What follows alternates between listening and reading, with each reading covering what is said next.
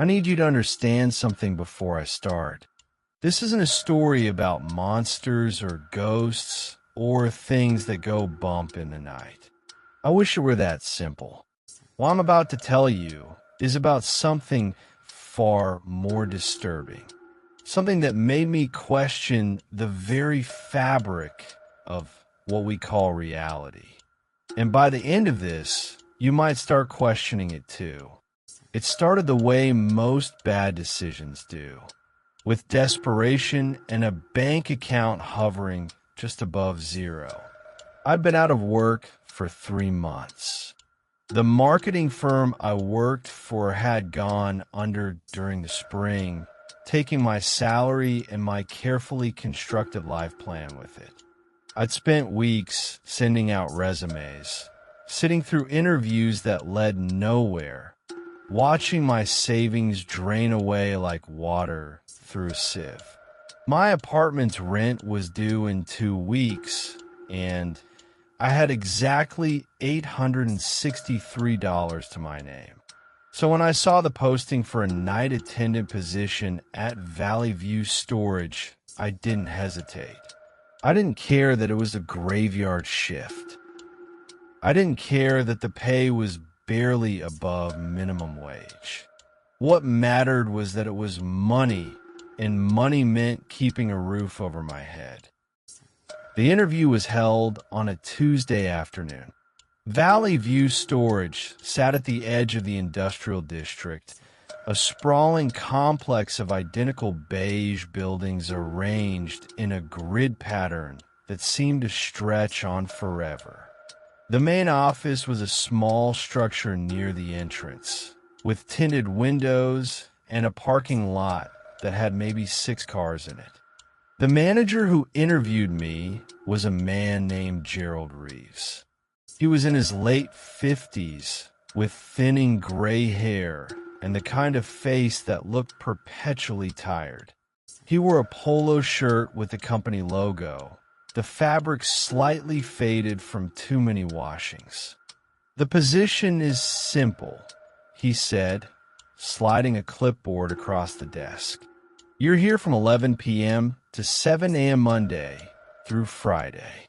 You monitor the security cameras, do hourly rounds of the facility, and handle any after-hours access requests.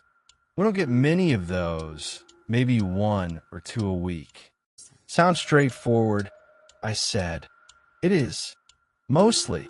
He leaned back in his chair, and I noticed him glance at something on his desk. A piece of paper folded in half. "The job is boring. That's the honest truth. You'll spend most of your time sitting in the office watching monitors. Some people can't handle the isolation, the silence. You think you'll be okay with that?"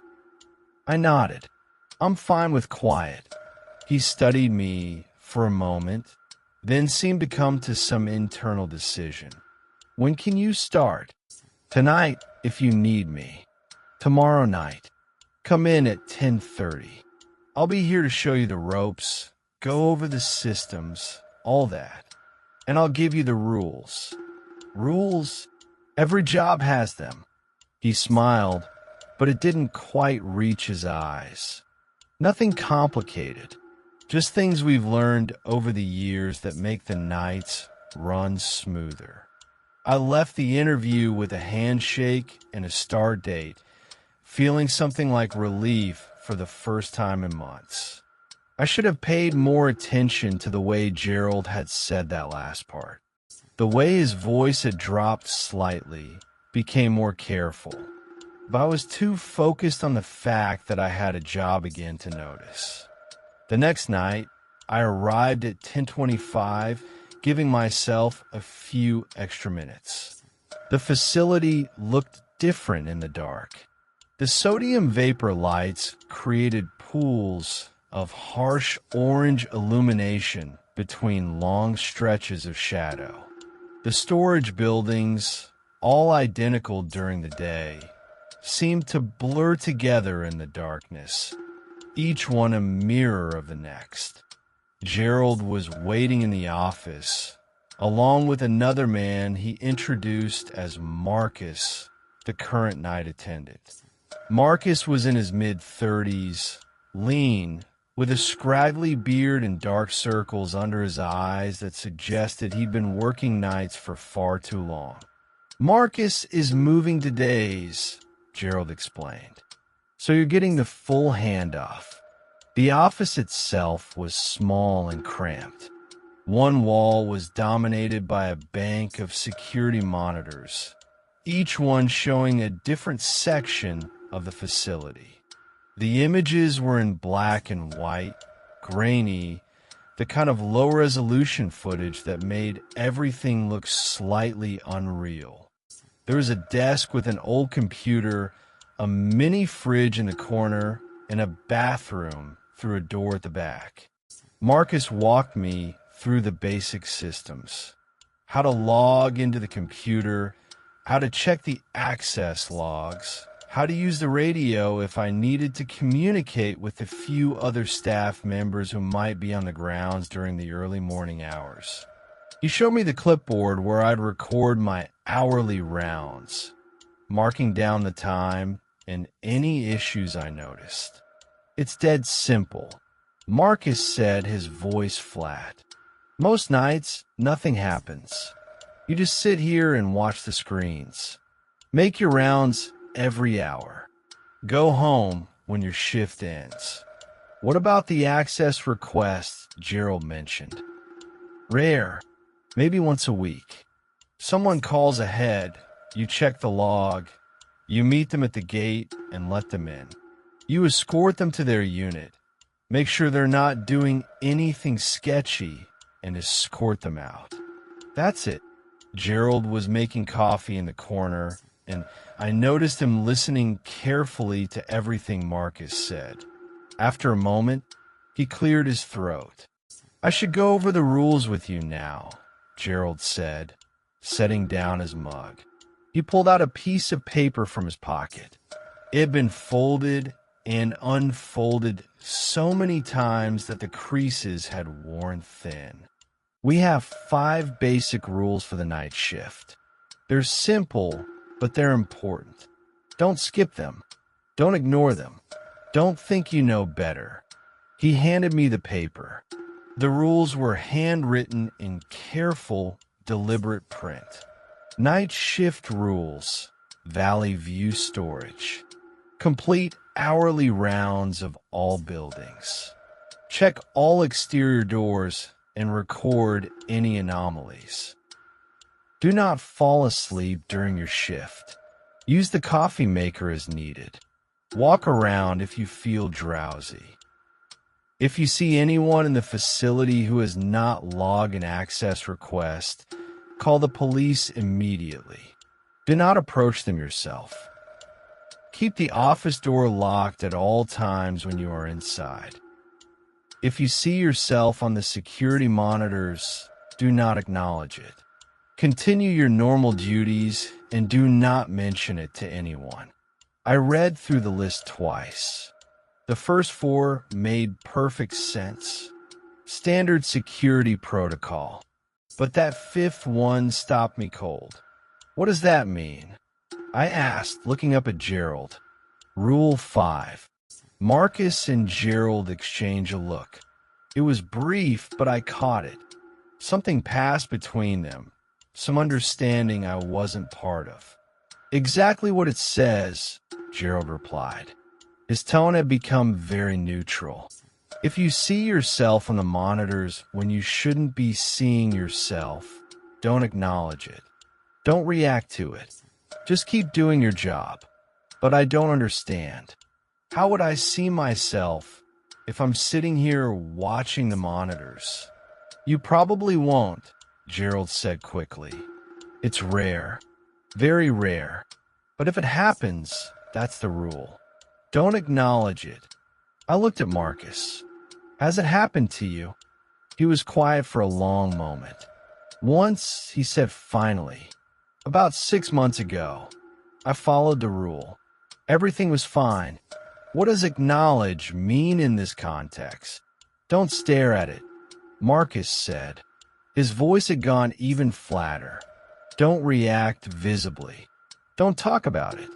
Just pretend you didn't see it. Move on with your work. It'll go away.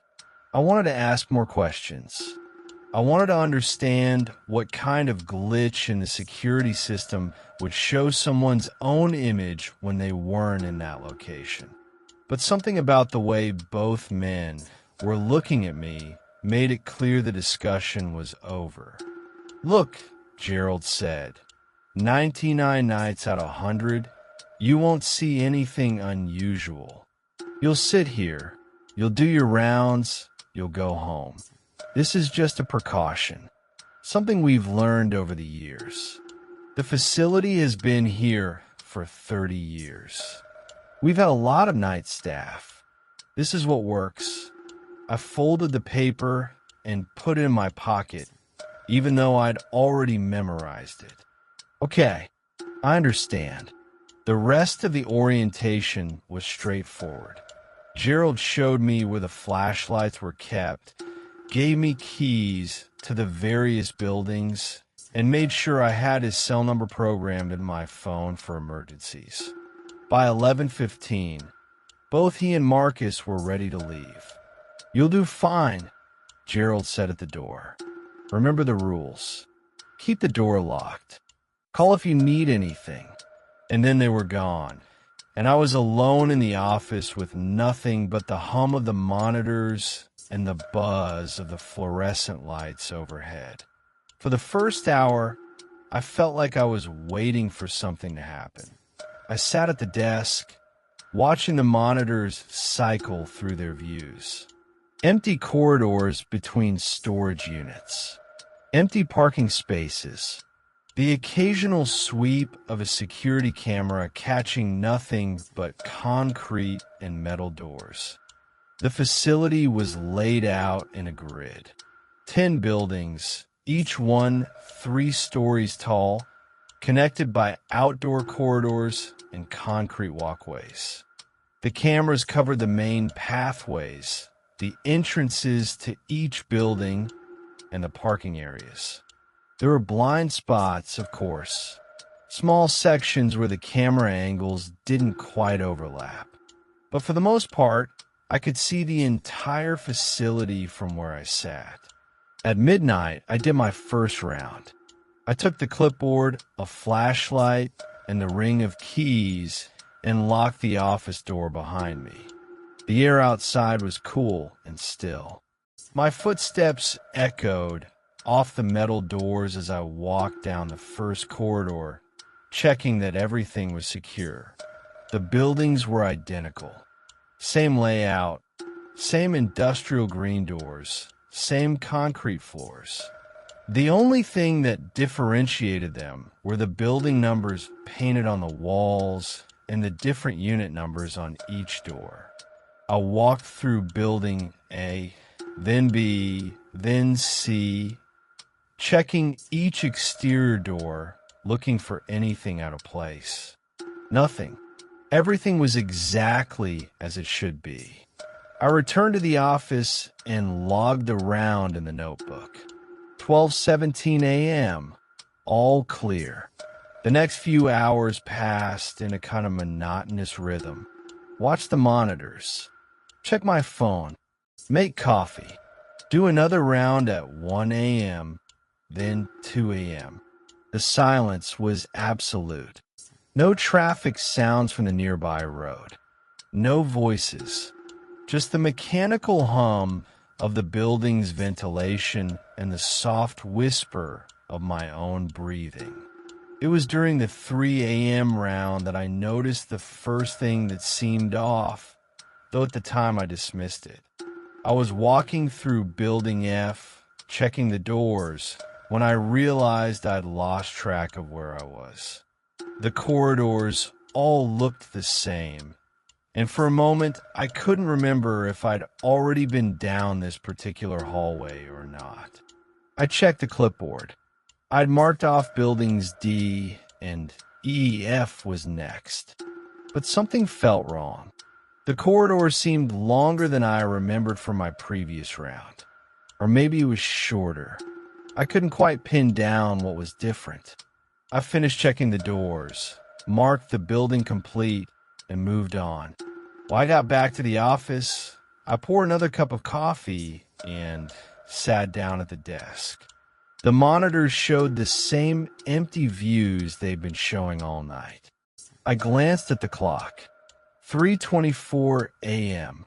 Still hours before dawn. I was looking at monitor 6, which showed the corridor between buildings C and D, when I noticed something.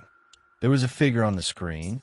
My heart kicked up immediately, and I leaned closer to the monitor. The image was grainy, black and white, but I could make out the basic shape. A person standing in the corridor, not moving. I grabbed the phone to call the police, my fingers already moving to dial, when I realized something that made me freeze. The figure was wearing the same clothes I was wearing.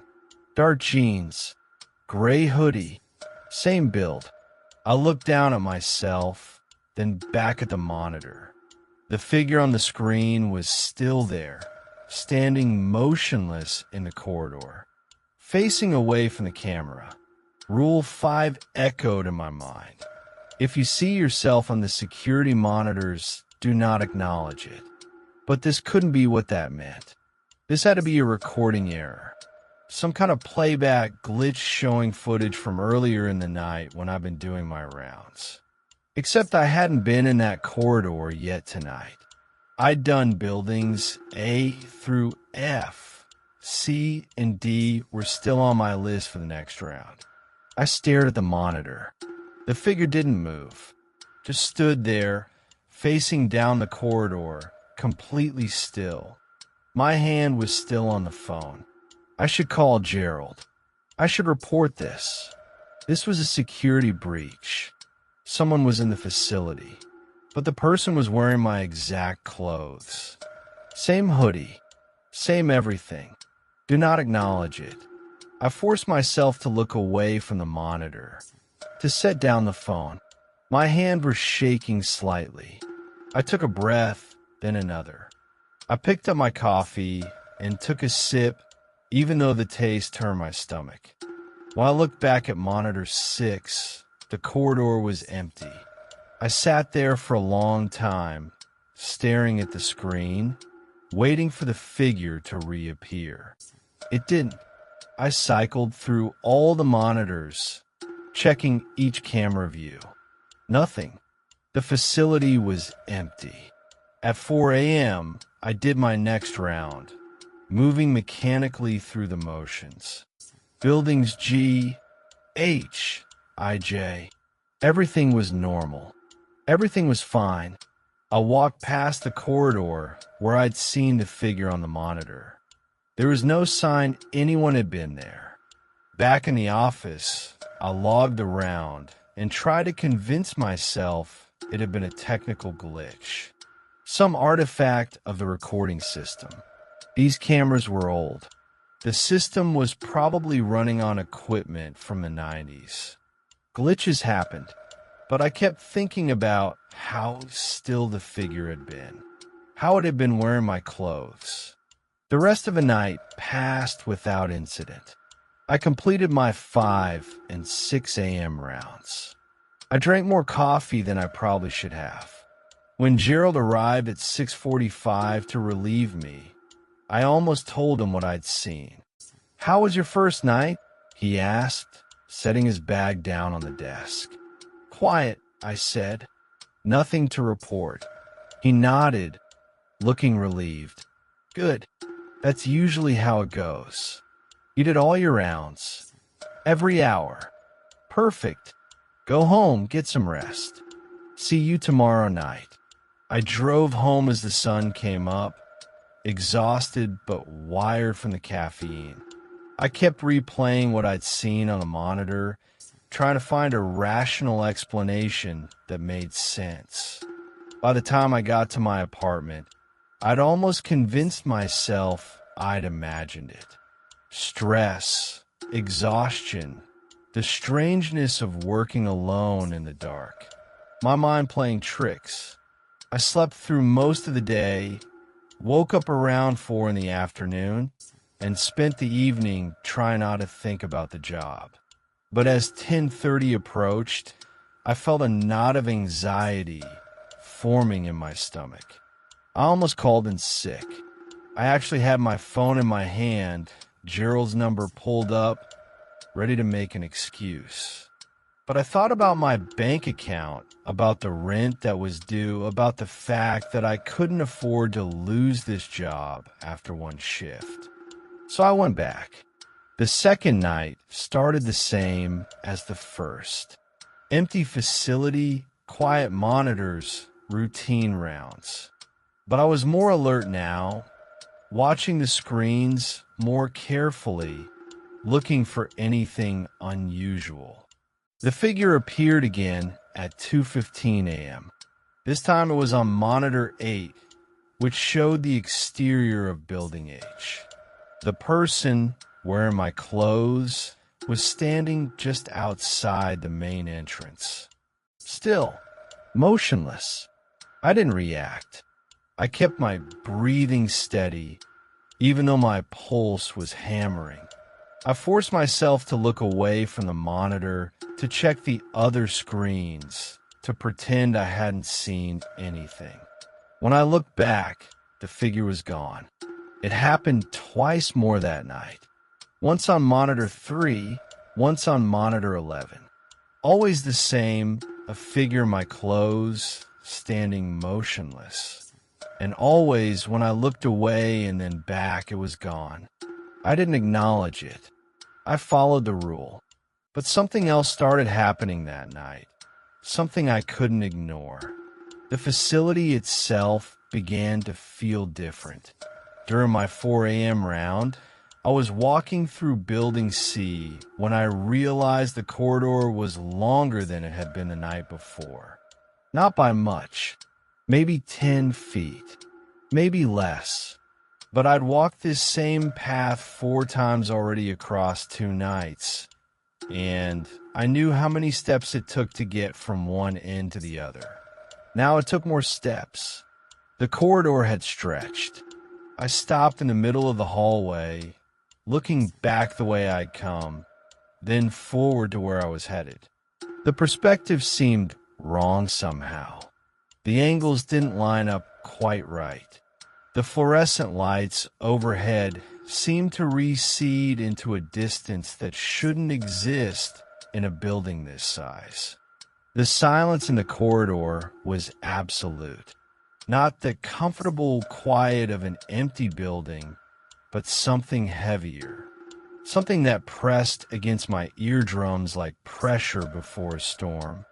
I could hear my own heartbeat, loud and rapid, and underneath it, something else. A sound so faint I couldn't be sure it was real. Like breathing, but not quite. Like the building itself was drawing air through unseen lungs. I finished the round as quickly as I could and returned to the office, my heart pounding. I pulled up the facility map on the computer, checking the measurements. Building C was 200 feet long, 20 feet wide. Same as every other building. But it hadn't felt like 200 feet. The rest of the night, I couldn't shake the feeling that the facility was changing around me. That the corridors were stretching and contracting. That the buildings were rearranging themselves when I wasn't looking. By the time my shift ended, I was exhausted in a way that went beyond physical tiredness. It was like the place was draining something from me. Some essential certainty about the world. The third night, I almost didn't go back. I sat in my car in the parking lot for 15 minutes before my shift started, staring at the office building, trying to convince myself this was just a job. Just 8 hours of sitting in a room, watching monitors. Nothing more. But I knew it was more. I'd seen the figure. I'd felt the corridors change. This place was wrong in ways I couldn't articulate. and every instinct I had was screaming at me to leave. I thought about my bank account, about the rent check I'd written that morning, about the fact that I'd spent 3 months unemployed before finding this job, and how I had no guarantee I'd find another one if I quit now. So I went inside. Gerald was there, finishing up some paperwork. He looked up when I entered, and I saw something flicker across his face. Recognition, maybe, or pity. "Evening," he said. "Everything go okay last night?" "Fine," I lied. "Good, good." He gathered his papers into a folder. "Remember, if you ever need anything, you can call me. Even at 3 a.m. I keep my phone on." "Thanks." He paused at the door. "The job gets easier," he said, "once you get used to it. Once you understand how things work here." Before I could ask what he meant, he was gone. That night was different. Nothing happened. I kept waiting for the figure to appear on the monitors. Kept bracing myself for corridors that stretched too far or time that slipped sideways. But the facility behaved exactly as it should. The cameras showed empty hallways. My rounds took the exact number of steps they were supposed to. The clock moved forward 1 second at a time, reliable and normal. By 3 a.m., I'd almost convinced myself the previous nights had been exhaustion. Stress. My mind creating patterns where none existed. The facility was just a facility. The figure was just a glitch in old security equipment. Everything had a rational explanation. I even laughed a little, sitting in the office with my coffee, feeling foolish for having been so afraid. That relief lasted exactly one night. If these stories are keeping you up at night, consider subscribing for more true horror every week. Because what happened next made me question everything I thought I understood about reality. The fourth night shattered that illusion completely. The figure didn't just appear. It multiplied. Monitor 3 at 12:43 a.m., Monitor 7 at 12:44. Then monitors 11, 4, and 9, all at 12:45. 5 locations, 5 versions of me, all standing in the same posture. And when I did my 1 a.m. round and walked past Building G, there was a wet footprint on the floor, right where I'd seen one of the figures on the monitor. I crouched down, lifted my foot, compared the tread. Perfect match. I stood there staring at a footprint that shouldn't exist, and felt something crack inside my certainty. What if I was the copy? The thought came unbidden. Once it arrived, I couldn't shake it. What if the real me had worked here weeks ago, and something had happened, and now I was just an echo? A recording playing out the same routine, while the real me had already moved on or ceased to exist or gotten lost in these corridors. I checked my pulse. It was there, steady, real. But how would a copy know it was copy? Back in the office, I pulled up my employee file. My name, start date, hours logged, all correct, but the photo looked wrong. The face was mine, but the expression was off, like someone trying to smile naturally and not quite managing it. The eyes looked flat. I turned my phone camera to selfie mode, looked at my face on the screen, then at the photo in the file. Same, but not. Something in the angle made them feel like 2 different people wearing the same face. I closed the file, put my phone away. My hands were shaking. During my 3 a.m. round, I realized I'd lost time. According to my clipboard, I'd completed rounds at midnight, 1 and 2 a.m. I had no memory of the 2 a.m. round. The notation read, 2:18 a.m. All clear. Notice door C. 23 slightly ajar, secured it. I didn't remember writing that.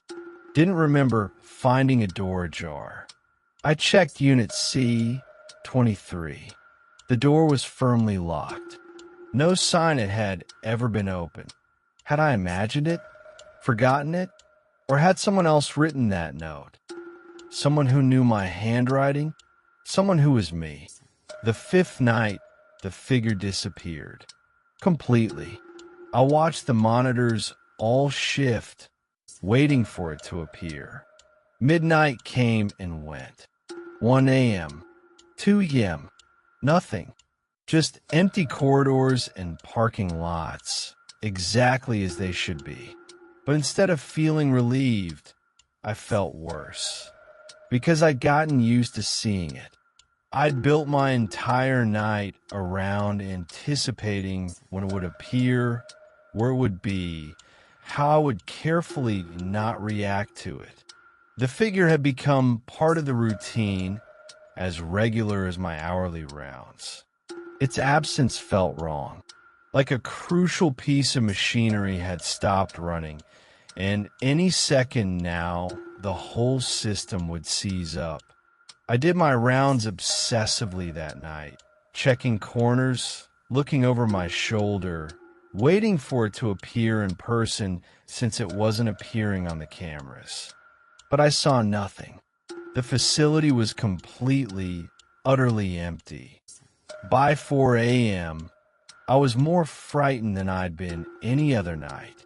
Where had it gone? And then the time distortion started. I was watching the clock on the computer, checking it periodically the way you do when you're desperate for your shift to end. At one point, it read 4:47 a.m. I want to make coffee, a process that took maybe 3 minutes. When I came back to the desk, the clock read 4:31 a.m. I'd gone backward in time by 16 minutes. I stared at it, certain I'd misread. But no, I'd gone backward. I picked up my phone to check, and it showed 4:31 as well. Both clocks agreed. I set my phone on the desk, screen up, and watched the time. For a while, it moved normally. 4:32, 4:33, 4:34. Then it jumped to 4:51. 17 minutes forward in an instant. Then back to 4:36. The numbers flickered and stuttered, time becoming elastic and unreliable. Sometimes seconds stretched into small eternities. Other times, minutes vanished like they never existed. I did my 5 a.m. round, even though I wasn't sure if it was really 5 a.m. or if time had any meaning anymore in this place. And that's when I heard it. Footsteps behind me in Building F. Not echoing my own steps, but separate, distinct, matching my pace exactly. I stopped. The footsteps stopped.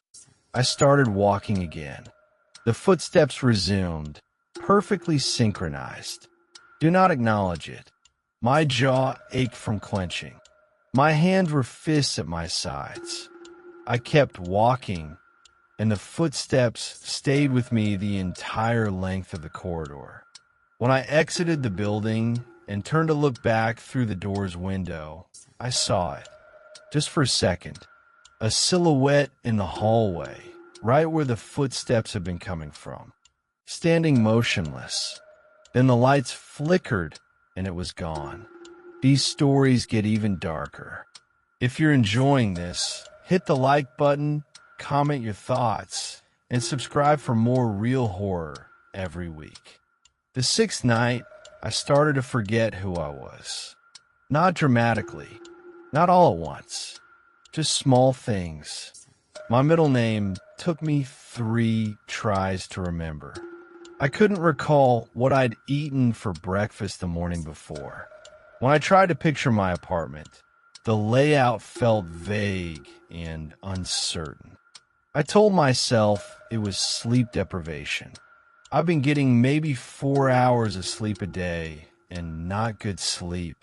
My dreams were full of corridors and figures and time moving in the wrong directions. But part of me wondered if it was something else.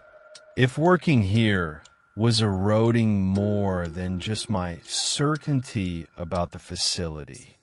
If it was eroding me. That night, during my 5 a.m. round, I walked past Unit D, 47, and heard something that stopped me cold.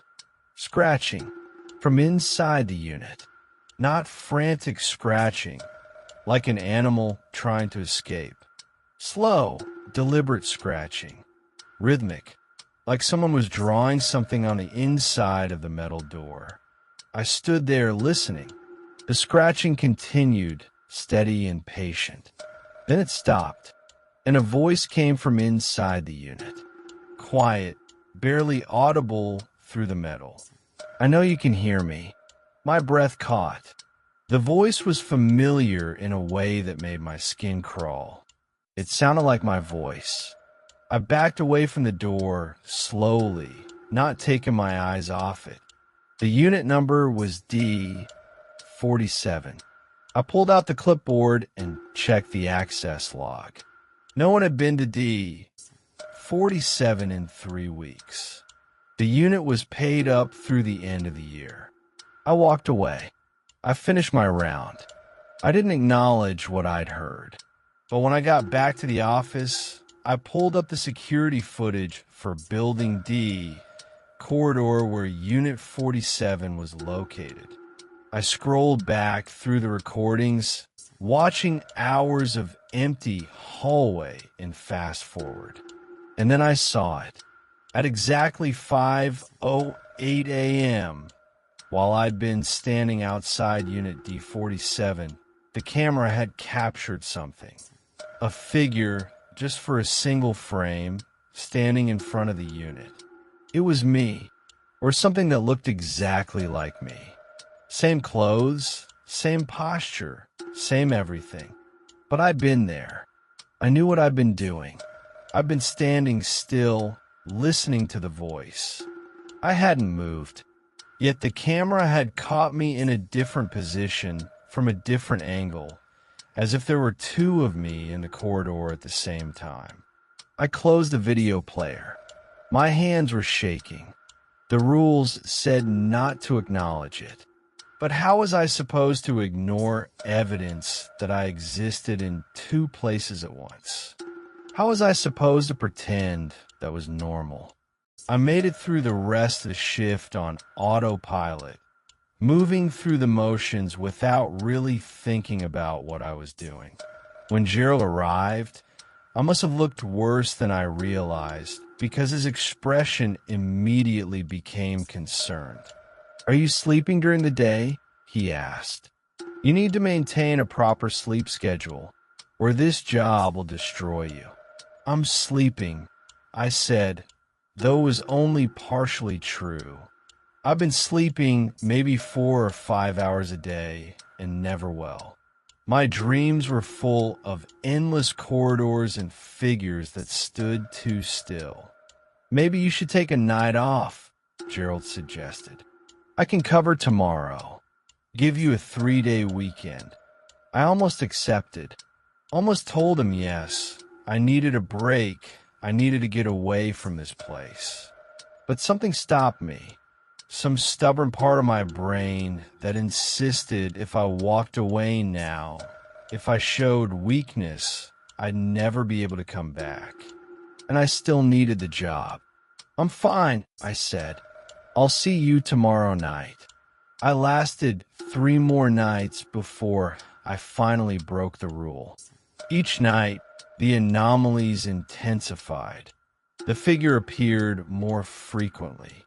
The corridors stretched and contracted more dramatically. Time became increasingly unreliable, sometimes speeding up so fast that hours passed in what felt like minutes.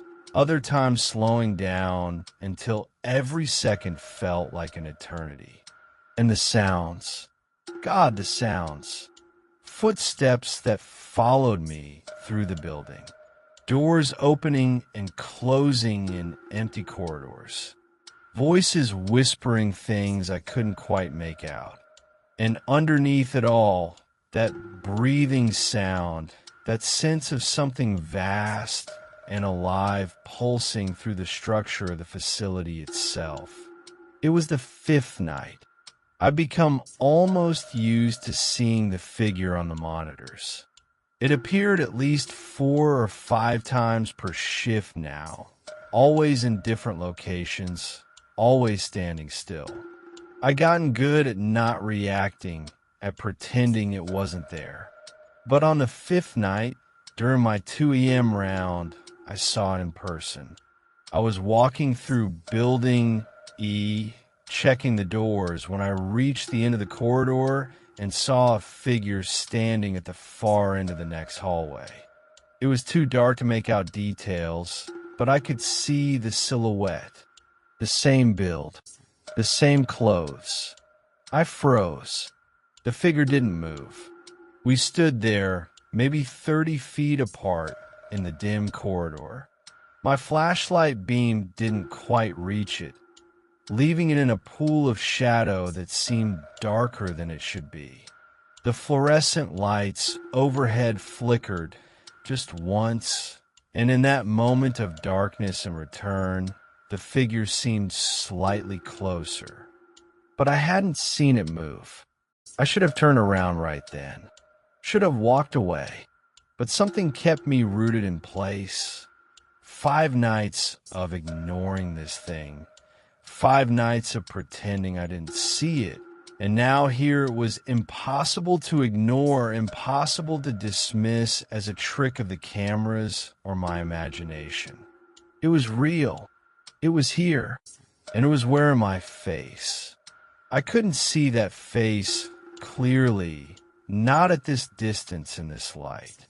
But I knew, the way you know things in nightmares, with a certainty that bypasses logic.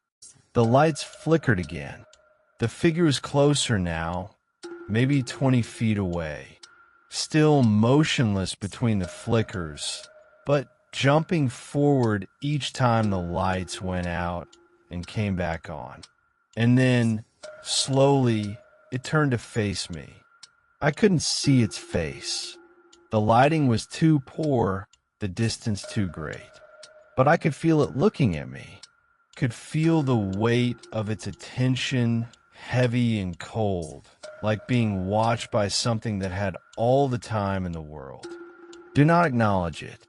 The rule echoed in my mind, but it felt meaningless now. How could I not acknowledge something that was standing right in front of me? How could I pretend I didn't see it when it was looking directly at me? My throat was dry. My hands were shaking. The rational part of my brain was screaming at me to run, to get out, to leave the building and never come back. But another part, a deeper part, needed to know what this thing was. Needed to understand what was happening. Who are you? I called out. The moment the words left my mouth, I knew I'd made a terrible mistake. The air in the corridor changed, became thicker, heavier, like the atmosphere pressure had suddenly doubled. My ears popped. The fluorescent lights began to hum, a sound that started low but quickly rose in pitch until it was almost painful. The figure tilted its head slightly, like it was considering my question. The movement was wrong, too mechanical, too deliberate, like it was remembering how a human would move and trying to replicate it. Then, without warning, it moved. It didn't walk. It didn't run. One moment, it was at the far end of the corridor, and the next moment, it was halfway to me. Not moving through the space between, just occupying a different position in the hallway.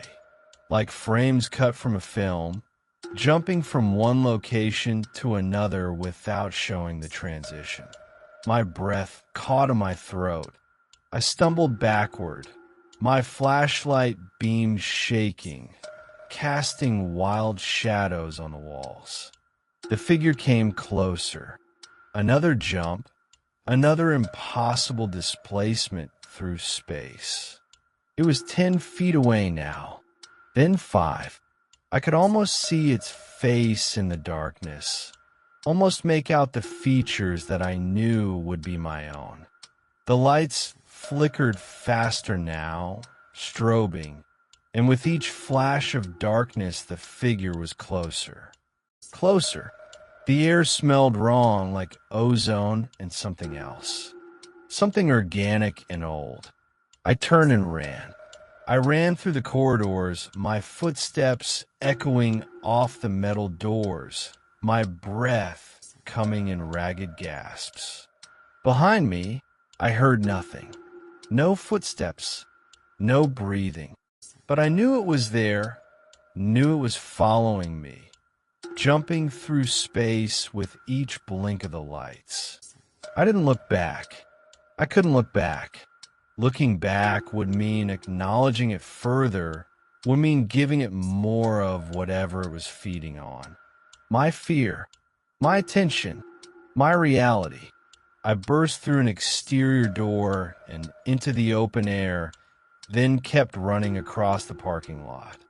The distance to the office had never seemed so far. My legs burned. My lungs ached. But I didn't slow down until I reached the office door and fumbled with my keys, my hands shaking so badly I could barely get the key in the lock. Behind me, the parking lot was empty. No figure, no movement, just pools of orange light from the sodium lamps and long stretches of shadow between them. I got the door open and threw myself inside, slamming it behind me and engaging the deadbolt. I leaned against the door, trying to catch my breath, my heart hammering against my ribs. The monitors showed normal views of the facility. Empty corridors, quiet parking lots, nothing moving, nothing there. But I knew that didn't mean anything anymore.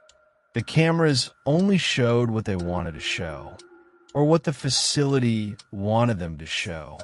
Or maybe they showed exactly what was there, and the wrongness was in what I saw when the cameras weren't looking. I sank into the desk chair, still breathing hard. My shirt was soaked with sweat despite the cool night air. I pulled out my phone, started to dial Gerald's number, then stopped. What would I tell him? That I'd broken the rule? That I'd spoken to the figure and it had chased me? He'd tell me I was fired. Or worse, he'd tell me exactly what I'd already figured out. That I'd acknowledged something I shouldn't have. That I'd pulled back the curtain on whatever this place really was. And now there was no going back. I put the phone down and tried to steady my breathing. Try to convince myself that I could make it through the rest of the shift. Just a few more hours. Then I could leave and never come back. I'd quit. I'd find something else. Anything else. But even as I thought it, I knew it wouldn't be that simple. I'd acknowledged it. I'd spoken to it. I'd broken the rule. And something had changed. I felt it immediately, even before anything visible shifted. A fundamental alteration in the quality of the space around me. The office felt smaller somehow, like the walls had moved inward by a few inches. The ceiling seemed lower. The angles where the walls met weren't quite right, creating corners that my eyes couldn't properly focus on. The monitors flickered. When they came back on, the images were subtly different. The cameras were pointing at the same locations, but the perspectives were wrong. Buildings appeared in positions they shouldn't be in. Corridors connected to other corridors in ways that violated the facility's actual layout. I pulled out the facility map from the desk drawer and unfolded it. The grid of buildings, labeled A through J, was simple and straightforward. But when I looked up at the monitors, what I saw didn't match. Building C appeared to be next to Building G, when it should have been next to Buildings B and D. The parking lot seemed to wrap around in a way that suggested it was larger than the actual property boundaries. I rubbed my eyes, thinking maybe it was exhaustion, maybe I was just misreading the screens. But no, the wrongness was clear. The facility had changed.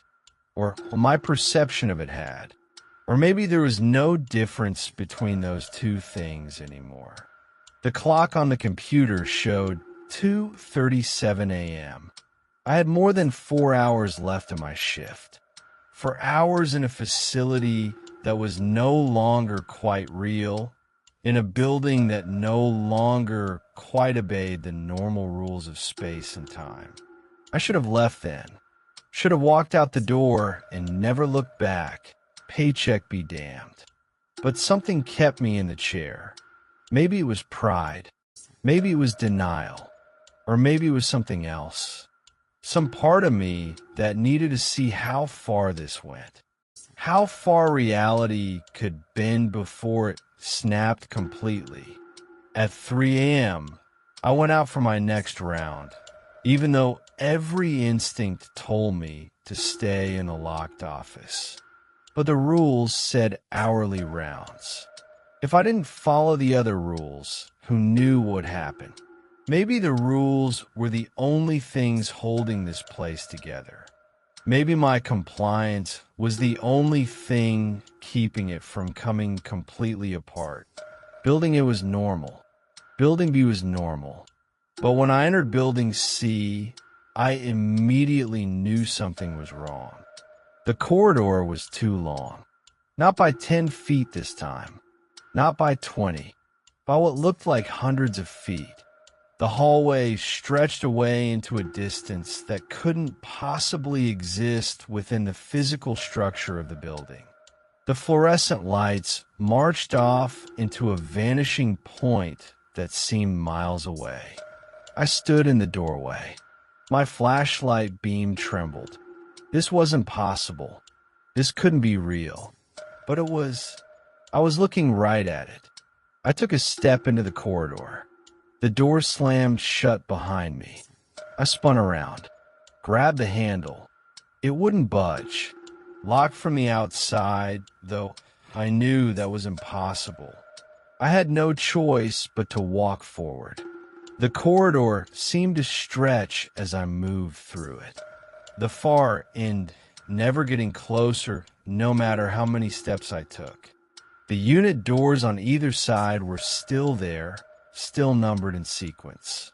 But there were too many of them now. The building should have had maybe 60 units.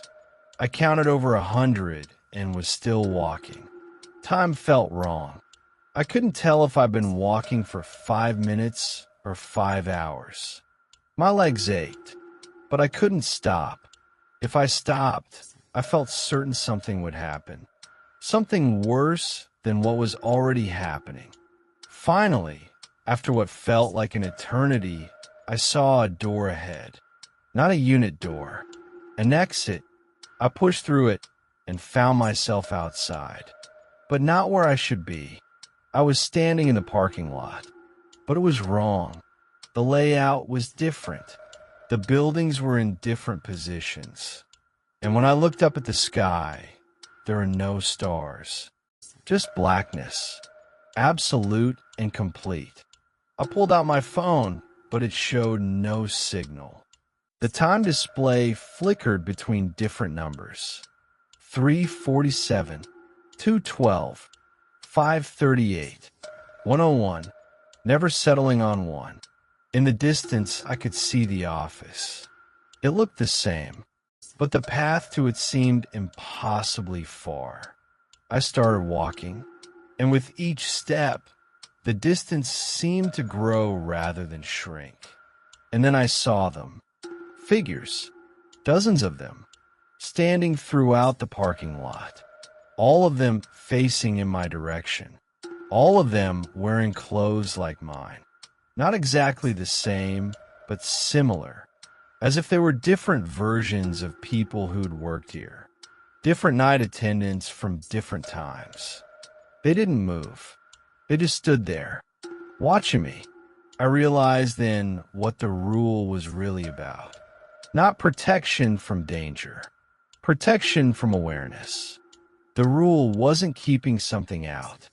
It was keeping me from noticing something that was already there. And by acknowledging it, I crossed a line I couldn't uncross. The figures began to move toward me, slowly, their movements stiff and wrong. I ran for the office, and this time the distance did seem to shrink.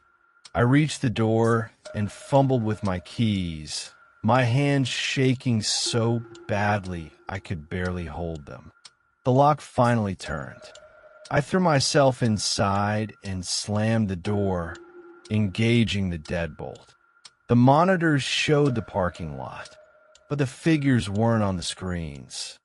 Just empty asphalt and painted lines. Want more real horror stories that make you question reality? Check out our other videos for more true encounters that will keep you up at night. I sat at the desk, trying to understand what was happening. The facility was a trap of some kind, a place where people could get lost between the cracks of reality. And the rules weren't there to protect you from something external. They were there to protect you from noticing that protection was needed. As long as you followed the rules, as long as you didn't acknowledge the impossible things, reality would hold. You'd be safe. But the moment you broke that tacit agreement, the moment you admitted that something was wrong, the facade crumbled. I'd acknowledged it, and now I couldn't unsee what I'd seen. The hours until dawn felt like they lasted weeks. I sat at the desk, watching the monitors, seeing the facility shift and change on the screens. Corridors that connected to buildings that shouldn't exist. Rooms that opened into other rooms in loops that defied geometry. Figures that appeared and disappeared, sometimes on the edges of the frame, sometimes front and center, staring directly into the cameras. When Gerald arrived at 6:45, the facility snapped back to normal. Or at least, it looked normal. The corridors returned to their proper lengths. The parking lot settled into its correct configuration. The monitors showed ordinary, empty storage buildings. But I could still feel the wrongness underneath, like a current running beneath the surface of reality. "You look like hell," Gerald said, setting down his coffee. Rough night. I wanted to tell him everything. I wanted to explain what I'd seen, what had happened when I broke the rule. But I knew it wouldn't matter. He already knew. That's why the rule existed. That's why they all knew about it. Why Marcus had gotten out of the night shift as soon as he could. "I'm done," I said instead. "I can't work here anymore." Gerald nodded slowly. "I understand. Do you want to work out a notice period? Or, no, I'm done now. Tonight was my last shift." "Okay." He pulled out his checkbook. "I'll pay you for the week. Cash you out today." He wrote the check with steady hands, then handed it to me. As I took it, he leaned in slightly. "Did you follow the rules?" he asked quietly. I met his eyes. I could see in them that he knew, that he'd been through this conversation before, probably dozens of times over the years. "Most of them," I said. He sighed. How bad is it? Bad. It'll fade, he said, though he didn't sound entirely certain. Give a few weeks. The effect diminishes when you're not here. It takes time. I drove home through morning traffic, the normalcy of the city feeling surreal after what I'd experienced. I kept expecting the roads to stretch, for the buildings to rearrange themselves, for reality to slip sideways again. That was 2 months ago. Gerald was partially right. The effect did fade. Most days, the world feels solid again, reliable. But there are still moments, usually at night, when I notice things. A corridor in my apartment building that seems slightly longer than it should be. A reflection in a mirror that doesn't quite match my movements. The feeling of being watched when I know I'm alone. And sometimes, very rarely, I see the figure, standing in the background of my life, just at the edge of my vision. Never moving, never threatening, just there. A reminder that I've seen something I shouldn't have. That I know the truth about how thin reality really is. I find a new job, something with normal hours, in a well-lit office, surrounded by other people. I make less money than I hoped, but I don't care. At least I don't have to work nights. At least I don't have to watch monitors showing me things that shouldn't exist. But I think about Valley View Storage sometimes. I think about the rules and about what they're really for. They're not protecting you from something in the facility. They're protecting you from realizing that reality itself is conditional, that it requires our belief, our agreement to function properly, and that in certain places at certain times, that agreement becomes optional. The facility is still there. It's still hiring night attendants. I saw the posting again last week. The same job I took, the same hours, the same pay. They always need someone new because people keep breaking the rules. People keep acknowledging what they see.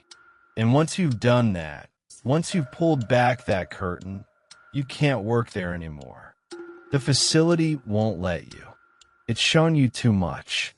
I wonder sometimes if the people I saw that night, those figures standing in the parking lot, were former night attendants. People who'd broken the rules and never found their way back. People who'd gotten lost in the spaces between reality and just stayed there, watching, waiting. I wonder if that's what would have happened to me if I'd stayed longer. If I kept working there, kept acknowledging what I saw, kept pulling at the threads of reality until everything unraveled completely. But I didn't stay. I got out. I followed most of the rules and I got out. So why do I still see the figure sometimes? Why does the world still feel unstable at the edges? Maybe it's because once you know the truth, you can't fully unknow it. Once you've seen reality bend, you can't trust it completely again. Every corridor might be too long. Every reflection might be wrong. Every rule might be there for a reason you don't understand. I've thought about going back. Not to work, but just to see. To verify that it was real, that I didn't imagine it all. But I know I won't. Because deep down, I'm terrified of what I might find. I'm terrified that the facility will be perfectly normal, that the corridors will be the right length, that the monitors will show only what they should. Because if that's true, if the facility is normal, then it means the wrongness is in me now. It means I brought it back with me. It means that by acknowledging what I saw, I didn't just break a rule. I changed something fundamental about how I perceive reality. And that change is permanent. I'm telling you this because I want you to understand something important. There are rules in this world that seem arbitrary or strange. Rules that don't make sense on the surface. Rules that people follow without explanation. Maybe sometimes those rules exist for a reason. Maybe they're there to protect us from seeing things we're not meant to see, from knowing things we're not meant to know. If you ever find yourself in a job with strange rules, in a place where reality feels slightly off, where things don't quite add up the way they should, follow the rules. Don't question them. Don't try to understand them. Don't acknowledge what you see. Because once you do, once you admit that something is wrong, that reality isn't quite what you thought it was, you can't take it back. And you'll spend the rest of your life noticing how fragile everything really is. How easily it can all come apart. I'm watching a reflection in my window right now as I finish writing this. My reflection, it's doing everything I'm doing, typing when I type, moving when I move. But every so often, just for a fraction of a second, it hesitates. It moves just slightly after I do, rather than in perfect synchronization. And I'm trying very hard not to acknowledge it, because I know what happens when I acknowledge these things. I learned that lesson at Valley View Storage, and I follow the rules now. Even though I'm no longer there, even though I thought I'd escaped, I still follow the rules. Because the facility taught me something important. The rules don't end when you leave. They follow you. And somewhere, in a place I try not to think about, there's a corridor that's too long. And a figure that looks like me, standing in it. Still, motionless. I don't know if it's waiting for me to acknowledge it again. I don't know if it's waiting for me to come back. I don't even know who writes the rules, or why they work, or what happens to the people who break them completely and never leave at all. But I do know this. Sometimes, late at night, my phone rings. The caller ID shows my own number. I never answer, and I never will, because I'm not sure what voice I'd hear on the other end, or if it would sound exactly like mine.